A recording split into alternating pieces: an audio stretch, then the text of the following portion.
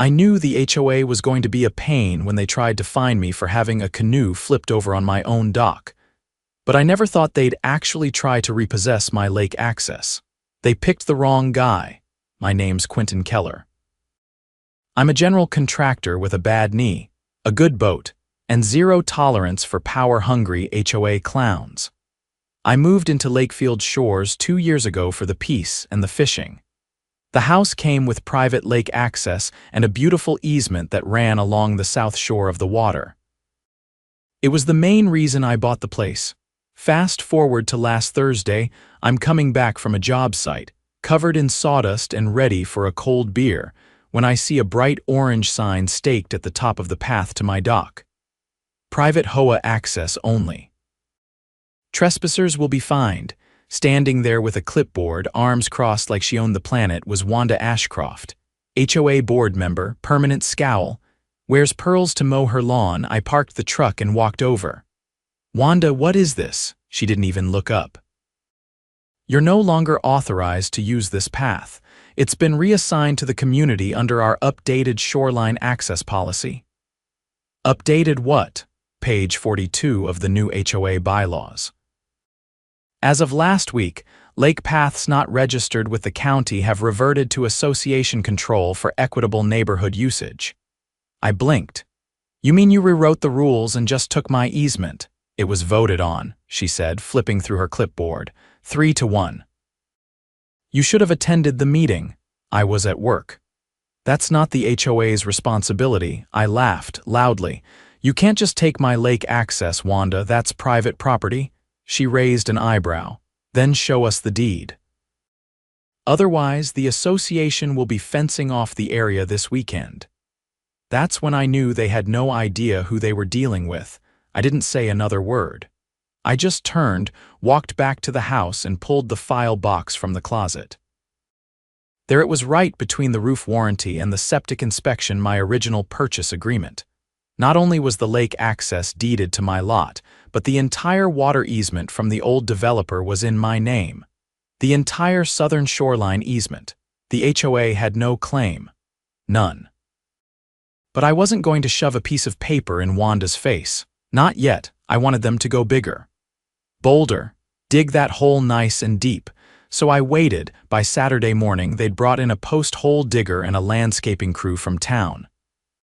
3 guys in matching polos were unloading fence posts in front of my dock like they were building a playground. I stood on the porch with my coffee and watched them measure lines on my land. They hadn't even bothered to knock. The guy calling the shots was a tall, sunburned type with a clipboard and a Bluetooth headset. Not Wanda, this was someone new. He noticed me, raised a hand like we were neighbors borrowing sugar. Morning, he shouted. We'll be done before noon. I walked down the steps without a word. He didn't stop smiling. You the homeowner? He asked, glancing at his sheet. No, I'm the guy who's about to call the sheriff if you don't pack up. He chuckled.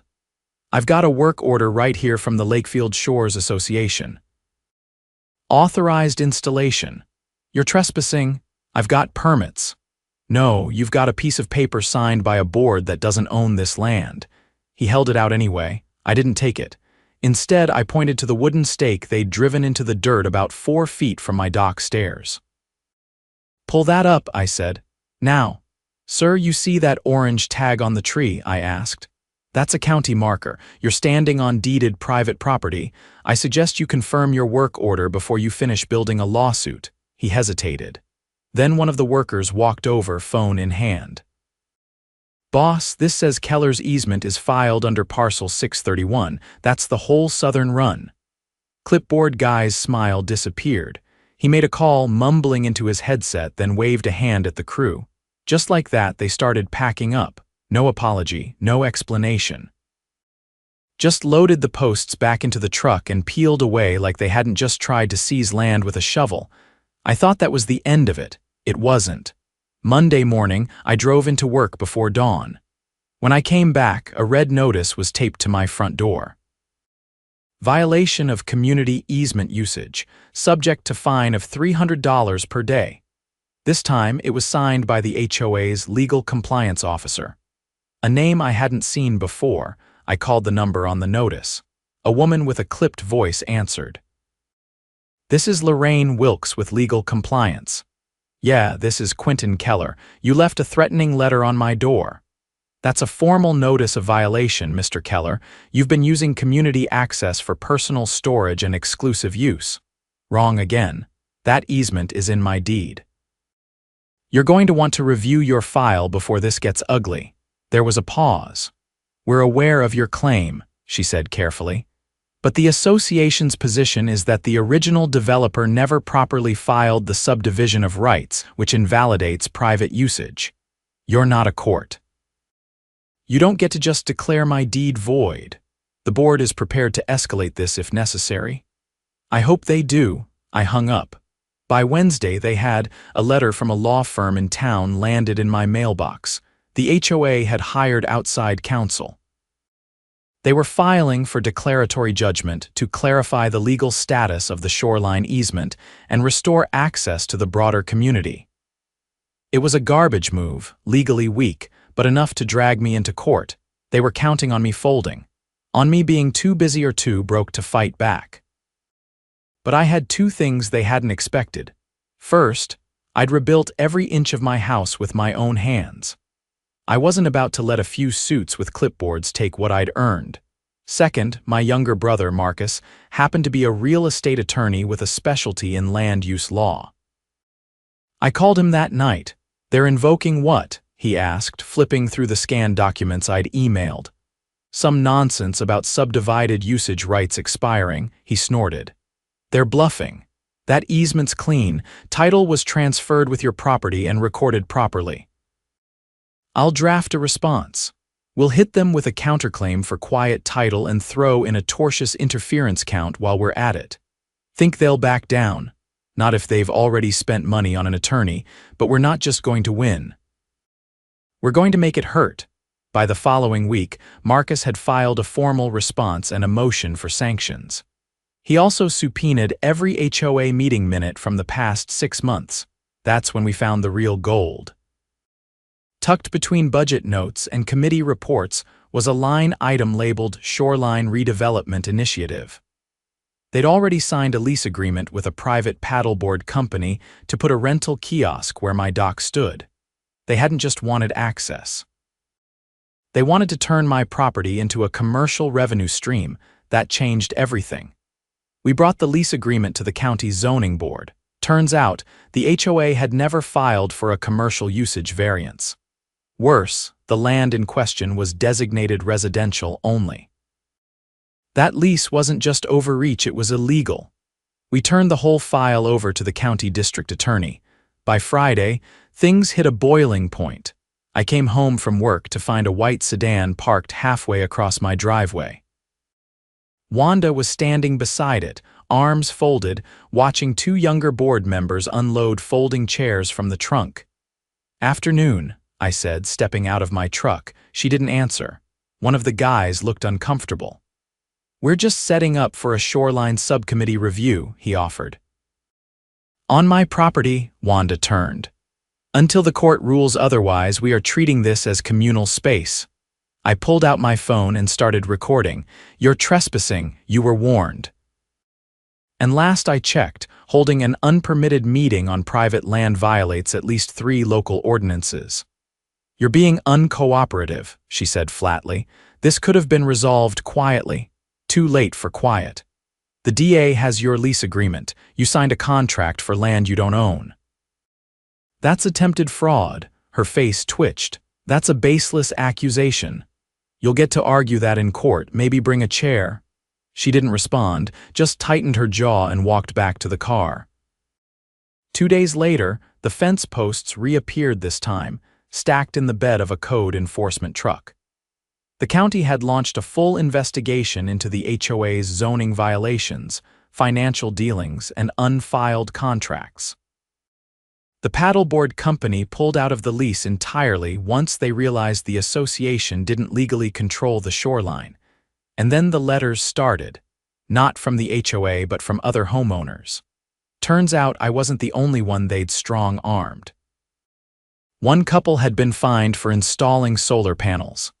Another had their backyard swing set removed while they were on vacation.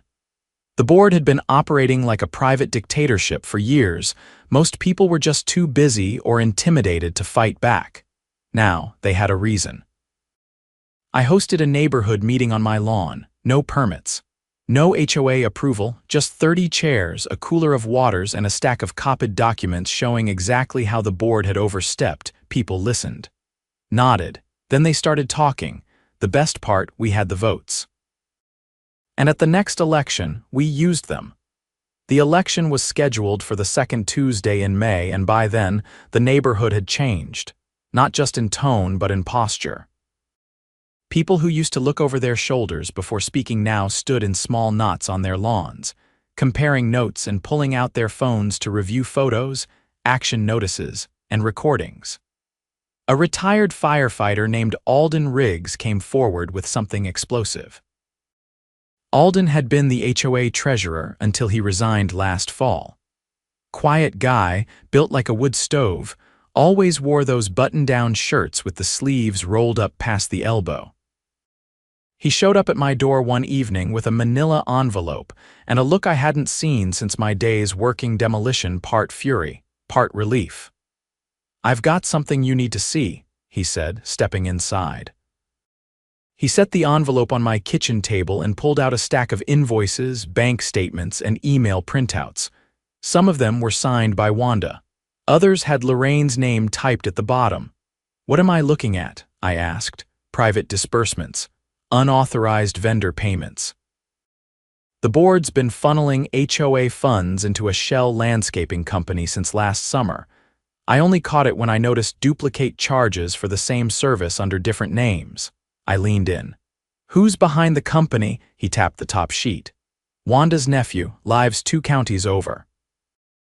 Never seen him do a minute of work here. I stared at the paperwork, bile rising in my throat. How much? Just under $78,000, all recorded as beautification initiatives and shoreline enhancement. That explained the sudden obsession with my property. They weren't just trying to grab access, they were laundering money through a fake improvement project. I called Marcus that night. He drove up the next morning with a binder and a plan. We filed a formal complaint with the state attorney general's office and turned over every document Alden had provided. Within 72 hours, an investigator from the AG's Public Integrity Division reached out for a statement. The floodgates opened. Turns out, the HOA's corruption went deeper than anyone guessed. A second whistleblower came forward, Clara Nguyen, who had handled the community newsletter and email announcements. She revealed that the board had been selectively editing meeting summaries, removing any resident objections and padding the votes in favor to show consensus where none existed. She had the original drafts. We compiled everything into a master report and delivered it to both the county prosecutor's office and the state licensing board for nonprofit community associations. Then we waited. The election wasn't just a formality anymore, it was a reckoning. On the night of the vote, residents filed into the community center with more energy than I'd ever seen in that place. Folded arms, narrowed eyes, and a few lawn chairs in the back for folks who didn't trust the setup. I stood near the back with Alden, Marcus, and Clara. Wanda sat at the front table in her usual cream blazer, flanked by Lorraine and 2 others from the outgoing board. She looked tired, not apologetic, just cornered. The ballots were simple. 5 board positions, 11 candidates. I didn't run, I didn't have to. The neighborhood had raised up their own slate of replacements, people who didn't owe anyone favors and weren't afraid to dig through the mess. After the votes were counted and double-checked by 2 independent volunteers, the results were announced. All 5 incumbents were swept out. The new board took their seats that night. Wanda left without a word. Lorraine followed, clutching her briefcase like it might explode. No one clapped. It wasn't that kind of victory. It was quiet, focused, the kind of silence that comes before a storm breaks in the other direction. 3 weeks later, the subpoenas landed. County investigators seized the HOA's financial records, hard drives, and archived emails. The landscaping company tied to Wanda's nephew was dissolved within days. The AG's office formally charged Wanda, Lorraine, and 2 other board members with misappropriation of funds, falsification of records, and conspiracy to commit fraud. They were arrested at their homes. Wanda's mugshot ran in the Sunday paper. Clara framed it. But the part that stuck with me most came later, after the dust settled. The new board invited me to a meeting not to scold, not to apologize, but to ask for help.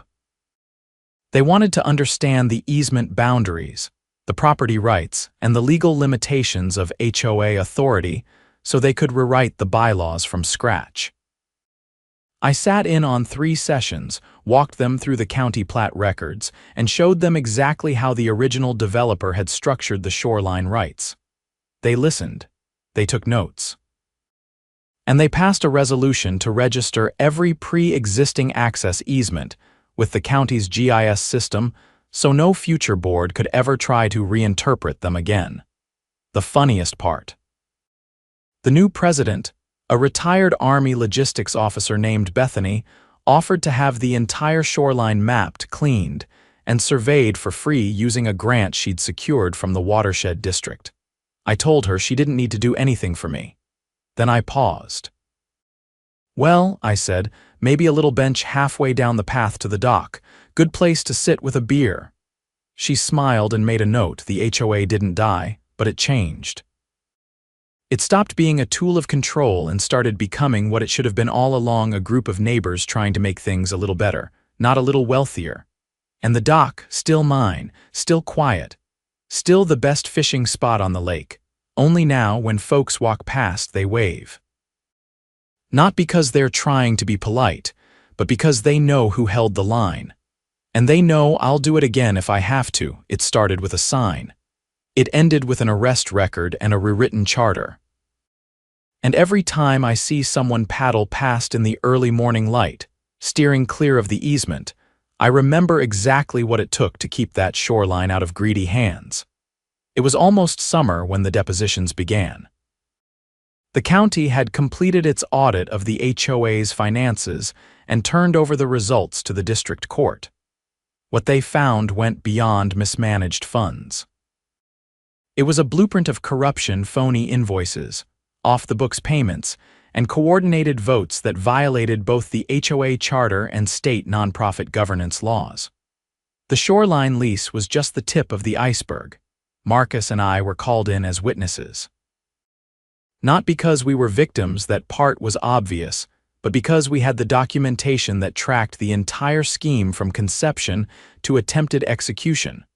The courthouse sat in the center of a brick plaza 2 towns over. On the morning of our testimony, we passed Wanda in the lobby. She was seated beside Lorraine, both of them flanked by their attorneys. Neither of them looked up. Lorraine held a thick folder in her lap, her nails tapping rhythmically against the edge like she was rehearsing. The assistant DA, a wiry man named Holloway with sharp features and a voice like sandpaper, met us outside the courtroom. "You brought the original property deed, correct?" he asked, already flipping through his notes. "And the GIS overlay, the easement plat, and the title transfer," Marcus replied, handing him a folder. "Good," Holloway said. "The fraud charge hinges on proving they knew they didn't control the shoreline when they signed that lease. If you can walk the court through how that easement was conveyed and why it legally excludes HOA authority, we'll have what we need." I nodded. "Let's end this." Inside the courtroom, the air was cool and still, not tense, just waiting. I was called first. "State your name for the record, Quentin Keller. What's your occupation?" "I'm a licensed general contractor, residential and small commercial."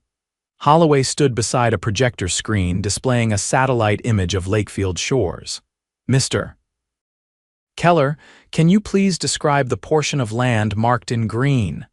"That's the southern shoreline easement. It was deeded to my property by the original developer. It's recorded with the county and reaffirmed in the title work when I purchased the home. And to be clear, does the HOA have any legal claim to that land?" "No." "Did you ever give them permission to use it?" "Not once." Did anyone from the HOA board inform you they intended to lease that easement to a commercial vendor? Only after I confronted them. By then, the lease had already been signed. The projector clicked to the next slide a copy of the lease agreement. Holloway tapped a section near the top. Is this signature familiar? It's Wanda Ashcroft's. And this one, Lorraine Wilkes. Holloway turned to the judge. The state contends that both defendants knowingly executed a commercial lease on land they did not own, without seeking legal confirmation or the homeowner's consent. We further contend that this act was not an isolated error, but part of a broader pattern of financial misconduct. The judge nodded. Proceed. Marcus took the stand next. His explanation of the easement's legal structure was methodical and airtight. He walked the court through the plat records, the property lines, and the chain of title like he was teaching a class. The defense objected twice, claiming speculative interpretation. Both objections were overruled. Then came the financials.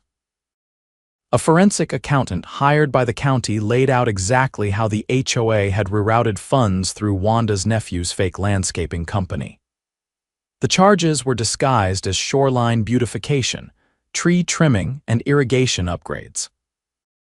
In reality, no permits had been pulled and no work had been performed.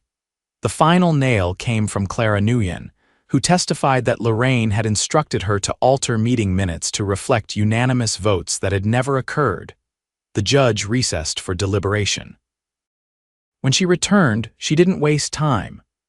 The court finds sufficient evidence to charge Wanda Ashcroft and Lorraine Wilkes with misdemeanor misconduct in public office, felony fraud, and unlawful conversion of community funds. Bailiffs, take them into custody. They didn't protest. Lorraine folded her papers. Wanda adjusted her jacket and stood. That was the last time I saw either of them. Back in the neighborhood, things didn't just calm down, they reset.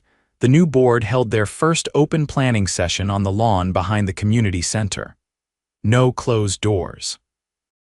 No executive sessions. Just card tables, folding chairs, and big maps rolled out under the sun. The agenda was simple: transparency, repairs, and rebuilding trust. Bethany, the new president, asked me to help oversee a shoreline stewardship committee. Not to police it, just to help residents understand their rights and responsibilities. I agreed with one condition: no more fences, no more signs, just people solving problems face to face. She nodded. That's the goal. The committee was mostly older folks, retirees, gardeners, a biology teacher named Ron who brought a birding guide to every meeting. We walked the shoreline every few weeks, picking up trash, documenting invasive plants, and keeping watch for erosion. It was simple work, peaceful. One Saturday, a teenage boy from 2 houses down approached me during our walk.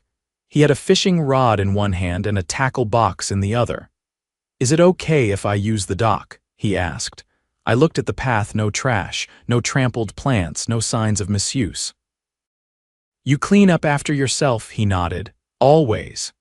Then go for it. Just don't leave worms in the sun. He smiled and jogged down the hill. That moment stuck with me more than the lawsuits or the courtroom drama, because that was the point.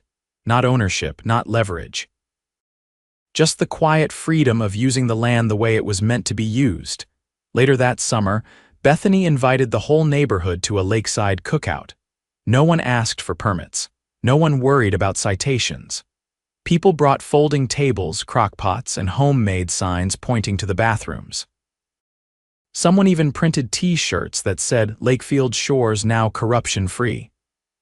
I grilled burgers next to Alden, who'd brought his own spatula with his initials carved into the handle. You think they'll try it again? He asked, flipping a patty. Not with this crowd, I said, gesturing to the families eating under the string lights and the kids skipping rocks by the water. He nodded. Feels different now. It is. As the sun dipped below the trees and the lake turned to glass, I walked down to the dock.